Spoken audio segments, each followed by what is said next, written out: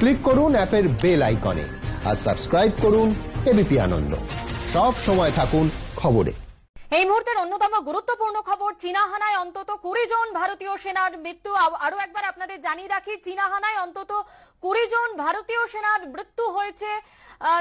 ANI সূত্রে এমনটাই খবর, হতাহতের সংখ্যা আরো বাড়তে পারে। লাদাখে প্রকৃত নিয়ন্ত্রণ রেখায় চীন ভারত সংঘর্ষ, ভারতের জবাবে চীনা বাহিনীর মৃত আহত 43। এএনআই সূত্রে খবর, ভারতের জবাবে চীনা বাহিনীর মৃত আহত 43। এএনআই সূত্রে এমনটাই জানা যাচ্ছে। অন্যদিকে চীনা হানায় অন্তত 20 জন ভারতীয় সেনার মৃত্যু হয়েছে বলে এএনআই সূত্রে খবর, হতাহতের সংখ্যা আরো বাড়তে পারে। हमारे प्रतिनिधि नीरज राजपूत की बोलছেন, আসুন শুনি। पेट्रोलिंग पॉइंट नंबर 14 है, वहां पर सुबह में जो कर्नल संतोष बाबू हैं वो खुद इसमें मौजूद थे। इस मीटिंग में जो कर्नल रेबल की जो बातचीत हो रही थी, चीन के साथ जो बातचीत हो रही थी, उसमें जब वो मीटिंग करी उसके बाद ये तय हुआ कि दोनों ही देशों की सेनाएं जो है 2-2 किलोमीटर 3 किलोमीटर पीछे चली जाएंगी। उसके बाद पीछे चली गई थी, लेकिन जो भारतीय सैनिक जो टुकड़ी थी भारतीय सेना की, वो एक चेक करने के लिए गई कि क्या वाकई में जो चीनी सेना है वो पीछे गई है या नहीं गई है। तो वहां जाके पता चला कि चीनी सेना पीछे नहीं गई थी, वो वहीं पर बैठी हुई थी। उसी बात को लेकर वहां पर झड़प हुई, जो कि खुद विदेश मंत्रालय ने कहा कि स्टेटस को बदलने की बात करी, यानी कि चीनी सेना वहीं पर जमी हुई बैठी थी, पीछे नहीं गई थी। उस वहीं पर लेकर इसको झड़प हुई। ऊंची पहाड़ी थी, नीचे गलवान नदी बह रही है और वहीं पर रात के अंधेरे में ऐसा लगता है कि दोनों देशों के सैनिकों के बीच धक्का मुक्की हुई, मारपीट हुई और रॉड चली, रोड पेल्टिंग हुई, जिसमें सैनिक बहुत सारे नीचे गिरे, इस पहाड़ के नीचे गिरे। ये भी बताया गया कि छोटा सा टुकड़ा नीचे भी गिरा। वहां पर इतने सैनिक वहां पर इकट्ठा हो गए थे उस छोटी सी पहाड़ी के ऊपर, नदी में नीचे गिरे। जिसके बाद जो कर्नल संतोष बाबू थे वो भी वहां पर गए, जब देखा कि उन्होंने कि वहां पर झड़प हो रही है, क्योंकि पहली पेट्रोलिंग पार्टी जो थी वो आई नहीं थी, दूसरी पेट्रोलिंग पार्टी गई, वहां पर झड़प हुई। उसको लेकर ही ये पता चल रहा है कि अब कम से कम 20 सैनिक जो है, जो गवर्नमेंट के सोर्सेज हैं वो कंफर्म कर रहे हैं कि 20 सैनिक जो है शहादत हुई है और कहीं ज्यादा चीनी सैनिक भी मारे गए हैं।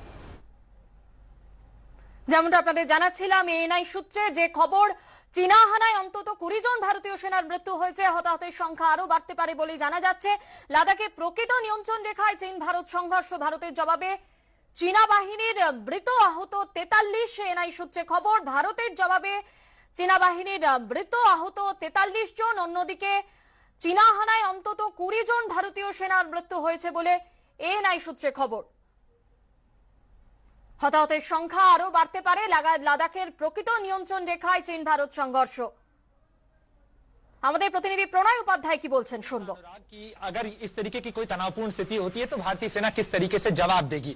अगर फेस ऑफ की सिचुएशन है, ये कभी हुआ नहीं, ये बात जरूर ठीक है। ये इस बार चाइनीज जो सोल्जर्स थे, चीनी सैनिक जो थे, उनका बिहेवियर काफी एग्रेसिव था। इस बात को लेकर लगातार रणनीतिक सर्कल्स में जो है इस बात की चिंता जताई जा रही थी कि इस बार चीनी सैनिकों का जो बर्ताव है वो काफी आक्रामक नजर आ रहा है। लेकिन फिर भी भारत की तरफ से इस चीज की तैयारी जरूर थी कि कहीं ऐसा ना हो कि सिचुएशन आउट ऑफ कंट्रोल हो जाए। लेकिन जाहिर तौर पर अगर आप देखें, जो विदेश मंत्रालय की तरफ से बयान भी आया अनुराग, उसमें साफ कहा गया कि रात के अंधेरे में शाम ढलने के बाद चीन ने इस तरीके की कार्रवाई की। वो एलएसी को चेंज करना चाहता था, वो जो वहां यथास्थिति थी उसे चेंज करना चाहता था। जो रजामंदी बनी थी 6 जून की, उस 6 जून की रजामंदी से चीन ने पलटने की कोशिश की। यानी कहीं ना कहीं चीन इस मामले के अंदर बौखलाया हुआ था कि उसकी तमाम धमकाने के बावजूद भारतीय सेना अपनी हिम्मत के साथ डटी हुई है, वो स्टेटस को नहीं चेंज कर पा रहा है। और इस छटपटाहट में ही चीनी सेना ने यह कार्रवाई भी की।